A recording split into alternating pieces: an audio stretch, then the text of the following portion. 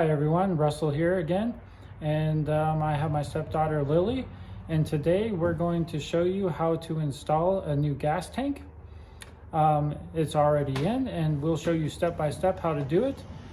And it holds approximately 11.8 gallons. So after filling it up from empty to full, I was able to get 11.8 gallons in. And the old tank was approximately 7. So if you want to support a small business and have a quality product, check out the Trailtank items. Thanks for watching. All right, so we're going to start with taking out the lower seats on both sides. Then we're going to remove the 4 bolts and remove the entire seats. Once those are out, we're going to remove the center console, which is a ton of push rivets. And then this piece right here, which is also the floor, is going to come out. I'm also going to remove the front passenger seat. It's not necessary, but it just gives you a little more room, a little more light when working, and it's only 4 bolts to take it out. All right, so once you have both seats out and the center console out, so keep in mind you also have to unplug the power outlet wire. So over here, you'll have to undo all the push rivets on this, because underneath those underneath that cover is 2 push rivets you have to remove to get this piece loose. So there's a bunch here on the side that have to be removed, and then there's 1, 2, 3, 4, 5 all the way up in the front, 5 Allen bolts that have to be removed. And then you have to pull this piece of plastic, which is 1 piece, all the way out. And of course, I'll take the gas cap off. So once you get all the push rivets out, pull that plastic out. And then if you have a heater like I do, you also have to unhook the heater vent hose on the inside before that comes out. So this is what it looks like. One big, huge piece to get it all out. And once you have everything pulled out, this is what it's going to look like. We're going to disconnect those 3 items. Also, the gas tank is pretty close to empty. And one other thing we have to do is there's 2 bolts right here on the seat support bracket that goes across. We're going to remove those 2 bolts, lift it up out of the bracket, and slightly pull it forward so we have enough room to get the old gas tank out and the new gas tank in. All right, so before removing the tank out, we'll remove the vent line, which is just a little, you can just with your fingers remove that clamp. Power supply, fuel supply. So to unhook this, that was just sitting in there like that. Pull that forward, squeeze these 2 orange pieces together, and slide your fuel line off. Once you have that clear, there's going to be a 10mm bolt there,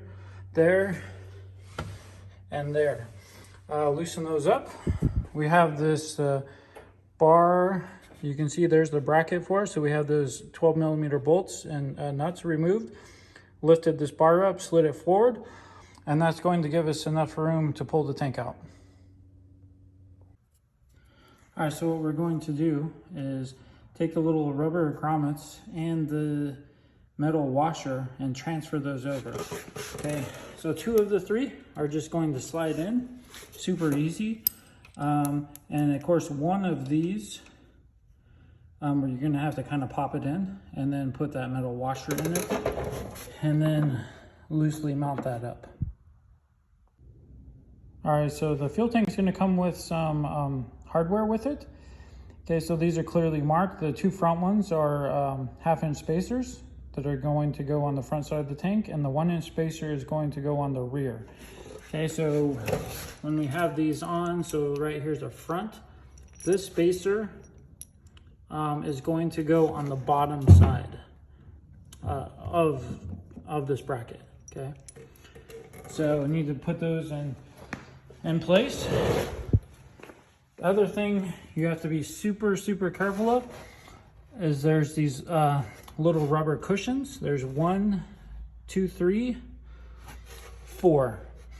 Okay, when you're putting the tank in, those rubber cushions can easily be pushed off to the side or moved or anything. So when you're putting the tank in, double check, triple check. Once you have that tank where you think it needs to be, ensure that all 4 of those rubber cushions are in the proper spot. So for the fuel pump removal, we're going to slide this over.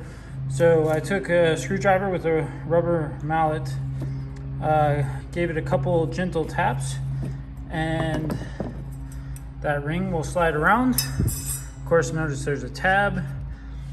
There's also going to be a spot there.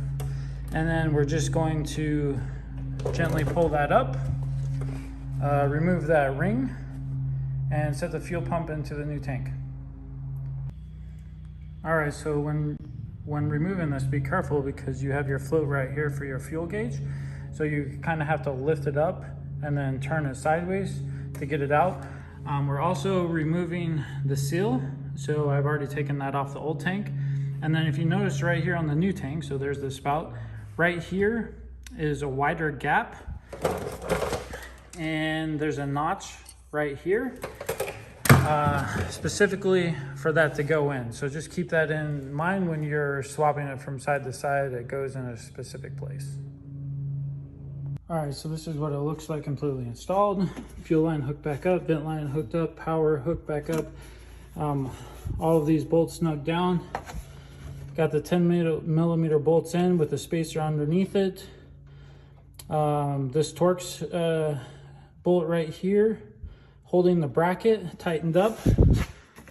Same with here, so both of those tightened up, and that back corner as well. There's plenty of clearance on the driveline over there. It's a great fit, so very happy with it so far. All right, don't forget to put those two 12mm bolts back into place for the seat bracket. All right, we have everything back together. The heater vent hooked up, cable for the power outlet hooked up, seats back in, center console back in. Of course, you reuse the factory gas cap. You can kind of see the aluminum spout with the new tank. Everything went in very nicely. I think it's going to be a great improvement, especially if you want to go on some longer rides. I think 7 gallons for a 4-seater is just not enough. So if you have any questions, let me know. Thanks for watching. I really appreciate it.